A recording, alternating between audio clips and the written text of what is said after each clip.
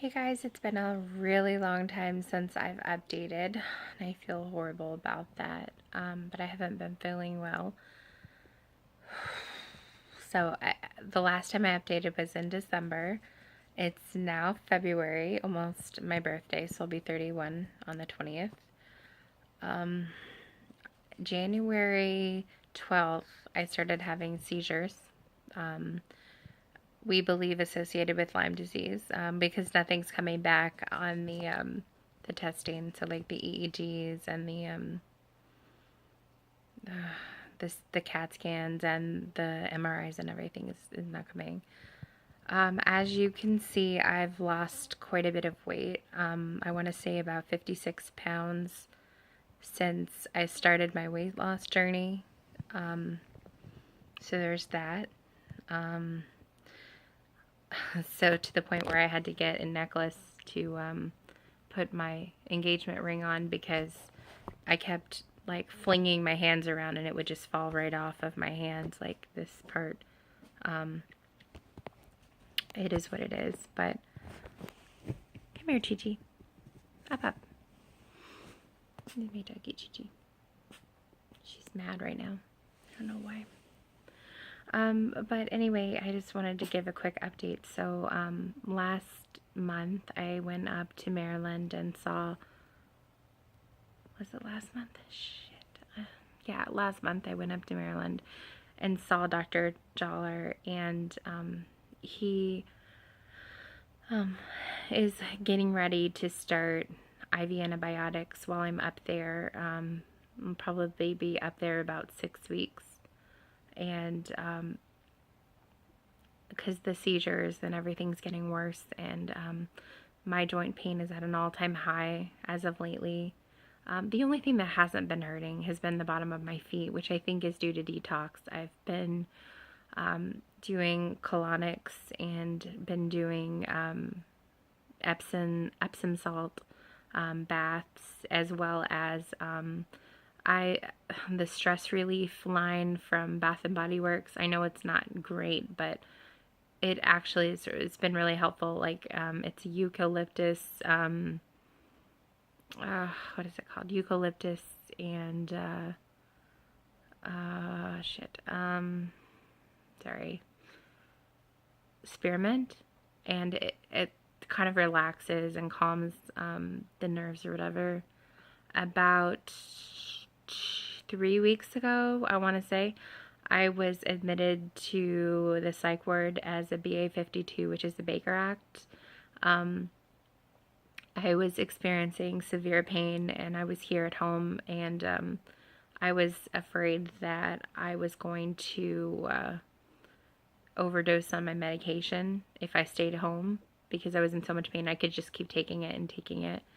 I ended up going into the hospital.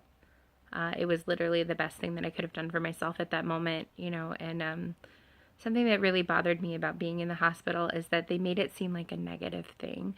We had this group, and everybody that was in the hospital was in the group or whatever, and the lady who ran the group, was going over like the different reasons that we ended up there or whatever, and she's like, well, this is a consequence of, your actions, blah, blah, blah. And I raised my hand and I was like, well, I really don't feel like that this place is a consequence or a bad place. I feel like this place is almost sanctuary. I don't feel like this place is a bad place. I feel like it's a blessing almost, because I can come here and I can ensure my safety. I was in severe pain, and I didn't know how depressed I was until I got there and I got on medication. So I started taking Cymbalta for depression, which is in turn helped a little bit with the pain, which has been really nice. So I'm really happy about that.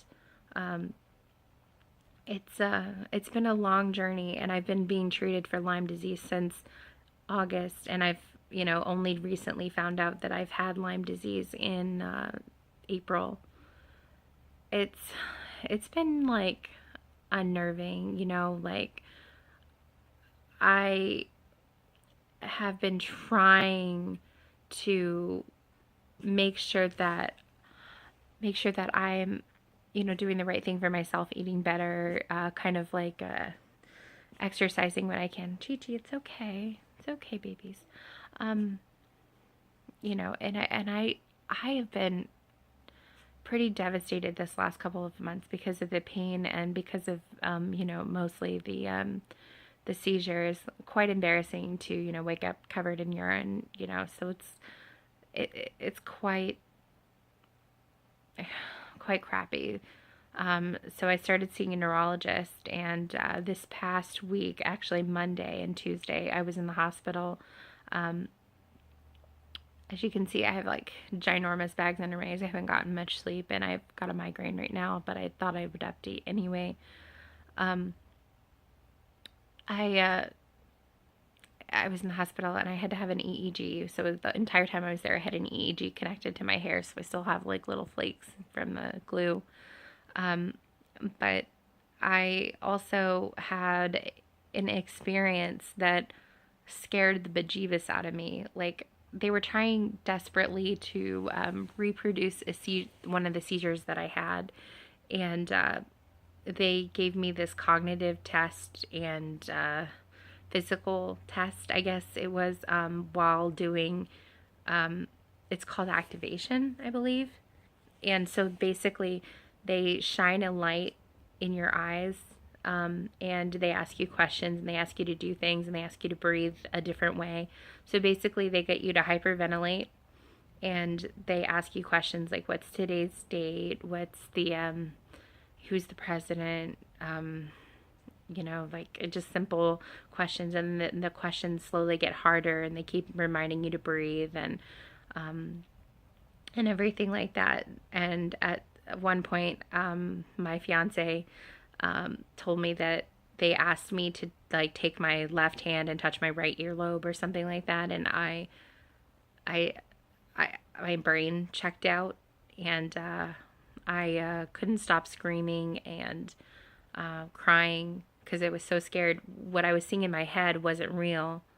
I was outside in my hospital bed going down a street that I used to live on when I was a kid, but at the same time, I could look back and I could see the hospital doors, which are obviously in completely two different towns, across the state of Florida. And so I was devastated. I didn't know what to do. It felt, I knew that it wasn't real, but at the same time, I couldn't place the fact that I don't know. I couldn't place the fact that I was trying, desperately to grasp to reality. So that incident itself was not a seizure. It was like a pseudo seizure. So that's not what I'm normally experiencing. So we're still trying to figure out what's causing them. But that was the most terrifying experience of my life, and I don't think I want to go through that again. I know that Lyme disease can cause outbursts and anger and frustration and like a lot of like aggravation, I guess, to a point. But I've been having a lot of trouble with like nightmares, and I've been like when I was younger, I was sexually abused, and I wake up screaming, thinking about that. And I also, I, and it doesn't help that my dad still lives next door to the guy. So whenever I go over to visit, like after a little while, like I just kind of can't, my brain does check out, and I kind of, I can't really deal with it very well. And I wanted to say thank you again to anyone who's donated to my Lyme disease campaign. I'm reading off of a list again because my memory is shot to hell. But I needed to update you guys, because I know that not many people follow me, or, you know, like look at my videos and stuff like that, which is fine. I'm not, this is for me. This is to document, you know, what's going on in my life, and kind of just so I can remember, what happened last, and everything. And, I've been off work since the 12th, since my first seizure. And, I'm not sure what's going to happen with my job, and I would love to keep it, but I literally right now I cannot function at my job, and it devastates me, because I want to be able to contribute to my household, and I can't right now. And that makes me so angry. And I have all these paint supplies, and you guys have seen before, like my paintings and stuff like that, but I can't paint right now because my hand's too unsteady. And my left hand, which I'm left-handed, has a lot of neuropathy in it, so I can barely feel the paintbrushes. And so when I tried last time to paint, I ended up just screwing it up and made a painting for my sister instead, which she's no longer here. She's back in Michigan. Hi, Lisa, if you're watching. I miss you. But I don't know what to do at this point, other than to just keep going with the protocol. The protocol's hard, and it's painful, and I'm hurting, and not only physically but emotionally. I'm a wreck. I mean, even losing weight has been great for me. It's been amazing, but it's not helping how I feel emotionally at all. I think that maybe it's happening too quickly, so that, you know, I'm just not able to adjust as fast as I want. But you know, I mean, I'm proud of the progress that I've made. Absolutely, entirely proud. But I don't know. Everything is completely. I'm losing my train of thought. I'm sorry. Everything's completely just bashed, I guess. Like, I feel like I could, you know, put on makeup and fake the day, you know, but you know, that would be doing me a disservice, because like I've said in previous videos, you only get so many spoons, and once you're out of spoons, you're done for the day. You're done for tomorrow sometimes.